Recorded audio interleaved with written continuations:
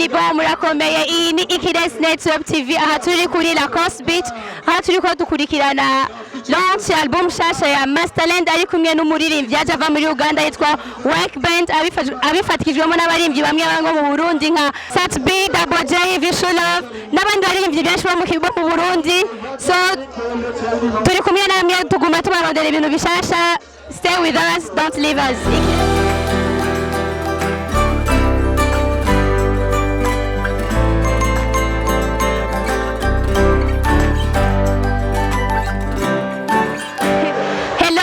Iyi ni Ikirezi Network TV kuri La Coast Beach, aho turi kumwe n'umuririmbyi Double J ariko arifashanya natwe kuri uno munsi. Double J sawa? Ni sawa. Murakomeye?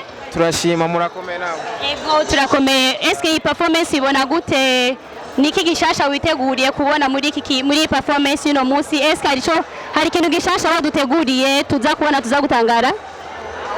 Ikintu cya mbere cyatuzanye ngaha n'umutima w'urukundo ku muririmbyi mugenzi wacu.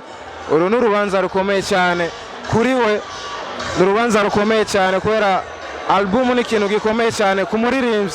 Niyo have umuririmbyi wari wese abakora uwo muziki, so ni ikintu gikomeye. Twaje kumushyigikira, dufashe turyoherwe hamwe n'abafana biwe, abafana bacu, abakunzi b'umuziki ndundi bose.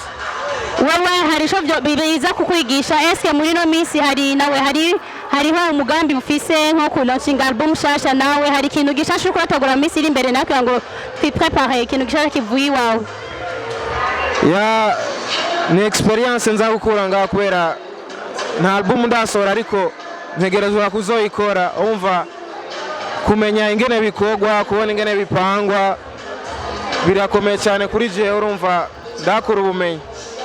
Sawa, urakoze kutwitabira, urakoze kubana natwe muri aka kanya. Iyi ni Ikirezi Network TV, ugumane natwe umudukurikira. Be with us, urakoze cyane.